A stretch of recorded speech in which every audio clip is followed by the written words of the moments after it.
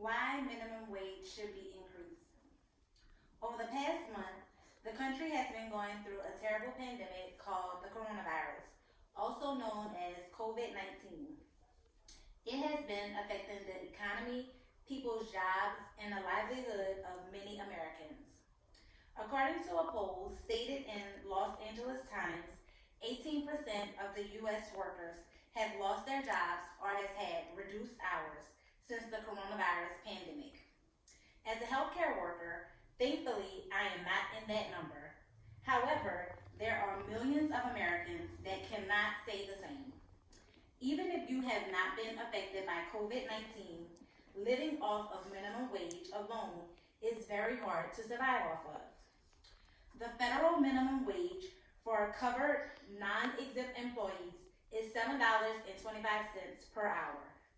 While many states and cities have their own minimum wage, employees receive whichever is higher, the federal or local minimum wage. The purpose of minimum wage should provide enough income to afford a substantial living.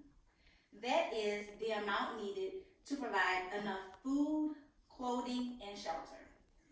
After this speech, I hope that you will agree with the notion that increasing the minimum wage is important for economic growth, stability for families, and reduces businesses' turnover rates.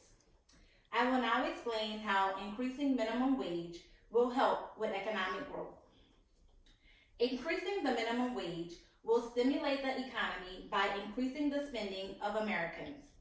A study by Doug Hall and David Cooper estimated that a $2.55 increase in the minimum wage would increase the earnings of low-wage workers by $40 billion.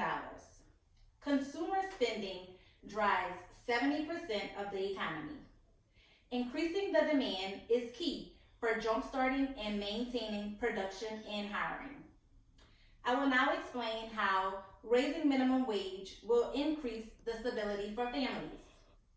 By boosting the income of low-wage workers who keep their job, a higher minimum wage raises the family's real income and lifts some families out of poverty.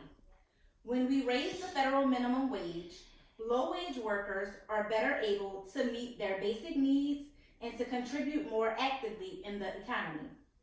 A 2013 study by researchers at the UC Berkeley Labor Center, Fast Food, Poverty Wages, the public cost of low-wage jobs in the fast food industry showed that when wages are too low to provide for life's basic necessities, it leaves families dependent on public benefits programs, including Medicaid, the Children's Health Insurance Program, LACHIP for insurance purposes, food stamps, and the Earned Income Tax Credit to make ends meet. Now let's talk about increasing the minimum wage and how it will reduce business turnover rates. Raising the minimum wage reduces turnover. However, higher wages lead to lower employees' turnover, resulting in reduced recruiting and training costs. An analysis by the Center for American Progress estimates that the cost of replacing low-wage workers is equal to about 16% of the employee's annual salary. The high turnover rate increases costs because there are fewer employees creating a product, and finding, hiring, and training a new employee is costly. Also, employees who earn minimum wage have little to no motivation to stay on their jobs long term. This lack of motivation decreases productivity and increases production costs for employees. The New York State Assembly found that most employees nationwide are in favor of a higher minimum wage because of the benefits that it offers to their companies with regard to employee productivity and decreased turnover. In conclusion, during my speech, I gave you enough information to make an informed decision regarding increasing the minimum wage, and now I will summarize why it is important. Obama argued that if you pay people well, there's more money in everybody's pockets and everybody does better. Obama came armed with an array of statistics and figures showing how he believes raising the hourly minimum wage from $7.25 to $10.10 would boost the economy. In 2019, the U.S. House of Representatives is set to vote on a proposal to gradually raise the federal minimum wage to $15 per hour by October 2025. As shown in this table, it explains that it starts July of 2019 and goes down to October of 2025. That the minimum wage starts at $7.25.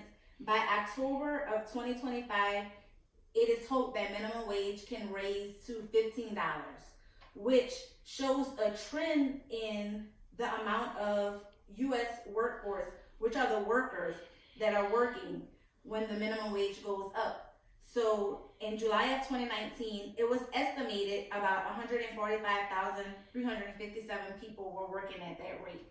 By the time October 2025, 150,459 people will be working. So this chart shows that as the minimum wage increases, then more people are able to get more jobs because of the way the money is increasing. They're likely to stay on their jobs. A recent study by the Congressional Budget Office entitled "The Effects of Employment and Family Income of Increasing the Federal Minimum Wage" was conducted to determine how increasing the federal minimum wage from $7.25 to $10, $12, or $15 per hour by 2025 would affect employment and family. Increasing the federal minimum wage would have major impacts on low-wage workers. Earnings would increase for many, which would lift some families out of poverty and give them stability. Economic growth: with more money, many individuals would have the ability to afford more and turn around would be able to spend more in the economy. And there would be a reduction in the business's turnover rates. In the absence of action at the national level, many states and localities have raised their own minimum wage. The new laws that will increase the minimum wage to $15 per hour by January 1st of 2023 for employers with 26 or more employers. Even though it is definitely taking some years, hopefully with this new law passing, it will be the beacon of light for many families in need. Thank you.